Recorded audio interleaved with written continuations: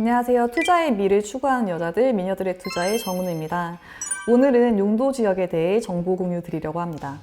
우리가 토지를 개발할 때 가장 중요하게 여겨지는 것이 두 가지가 있습니다. 바로 지난 시간에 정보 공유 드렸던 건폐율과 용적률입니다.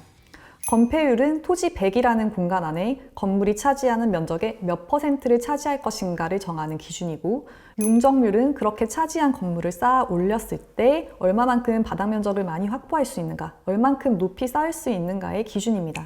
이 건폐율과 용적률은 용도 지역에 따라서 결정되는데, 이 용도 지역이란 토지 난개발을 막고 효율적인 개발을 하기 위해서 주택, 상업시설, 공장, 학교 등 용도에 따라 지역을 나눈 것이 용도 지역입니다.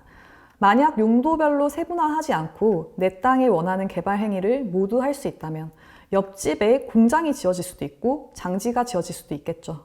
따라서 이 용도 지역에 따라 개발할 수 있는 행위가 다릅니다. 용도 지역은 크게 도시지역, 관리지역, 농림지역, 자연환경보전지역으로 나뉘는데, 개발할 땅 그리고 보전할 땅으로 나뉘는 것이라 보시면 될 것 같습니다. 인구나 산업이 밀집되어 있으니 한정된 땅의 수요를 채우기 위해 건물을 크게 높게 지어야 하기 때문에 도시지역은 개발할 땅이 될 것이고, 관리지역, 농림지역, 자연환경보전지역은 산림의 보전, 그리고 환경, 수자원, 해안 생태계, 문화재 보존과 수산자원 보호 육성을 위해 보전할 땅으로 나뉘게 됩니다. 이 중에서 우리에게 가장 중요하고 익숙한 도시지역에 대해서 서울시 기준으로 알아보도록 하겠습니다. 도시지역은 다시 주, 상, 공, 녹, 주거지역, 상업지역, 공업지역, 녹지지역으로 나뉩니다. 이 안에서 다시 건폐율과 용적률이 세분화되어 나누어집니다. 이 주상공록에 따라 개발 밀도, 즉 주택을 지을지 업무나 상업 기능을 수행하는 곳을 지을지에 따라 달라지기 때문입니다. 주거지역은 1종, 2종, 전용 주거지역과 1, 2, 3종 일반 주거지역 및 준주거지역으로 나뉩니다. 상업지역은 크게 네 가지로 중심, 일반, 근린, 유통상업지역으로 나뉩니다.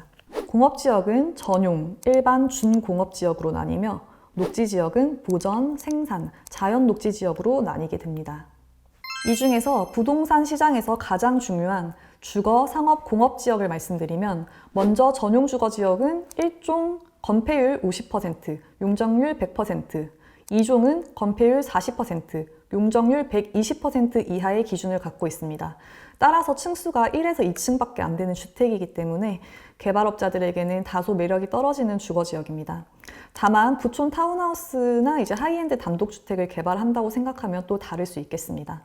전용 주거지역은 서울시 자치구의 반 정도를 좀 적용되고 있고, 대표적인 지역으로 강남의 국기원 인근 지역, 성북동의 북악 스카이웨이, 인근 단독주택지, 평창동, 한남동 등 부촌으로 대표하는 지역에 많이 분포하고 있습니다.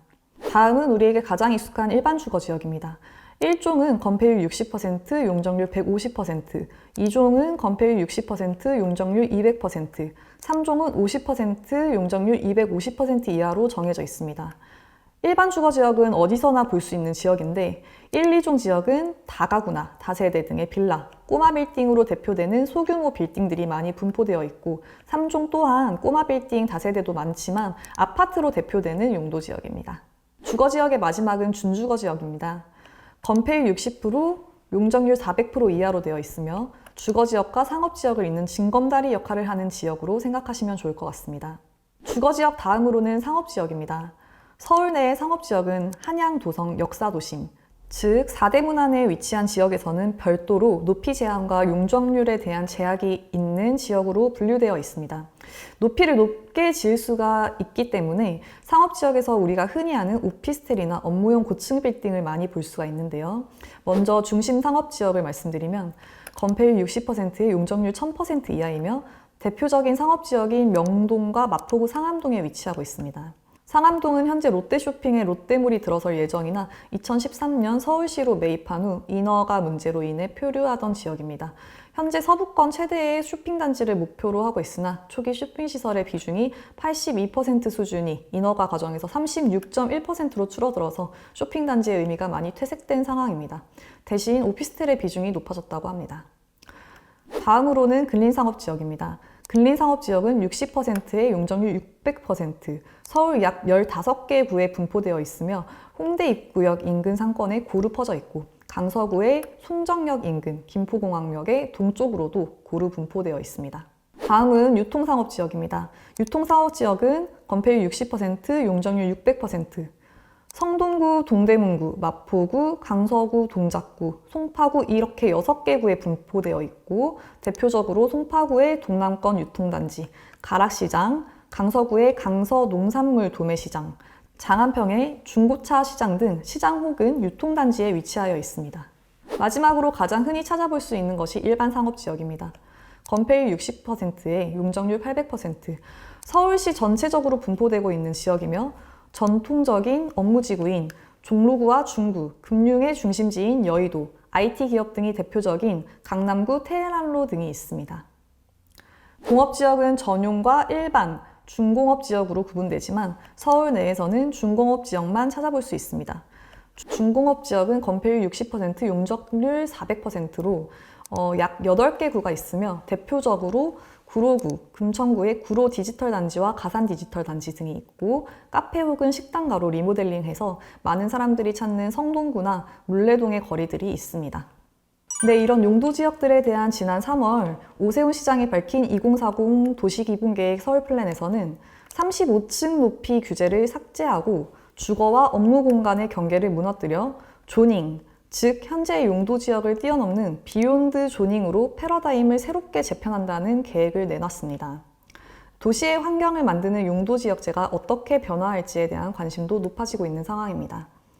자, 이렇게 용도 지역별로 무엇이 다른지, 짓는 건축물들의 특징, 각 지역별 건폐율과 용적률에 대해서 정보 공유를 해보았습니다. 지난 시간 건폐율과 용적률 계산법을 바탕으로 용도 지역별 건폐율과 용적률을 확인해서 앞으로 토지 매입 시 이 땅은 건축 면적을 얼만큼 쓸 수 있고 몇 층까지 올라갈 수 있겠구나 라는 것을 확인하실 수 있겠습니다. 해당 땅이 어떤 용도 지역인지 확인할 수 있는 사이트는 굉장히 많습니다. 국토교통부의 토지 이음도 있고 일사편리라는 서울 부동산 정보조회 시스템도 있습니다. 민간 사이트도 많으니 참고하셔서 이용하시면 되겠습니다. 오늘의 정보는 여기까지입니다. 미녀들의 투자, 미투자의 정은우였습니다. 감사합니다.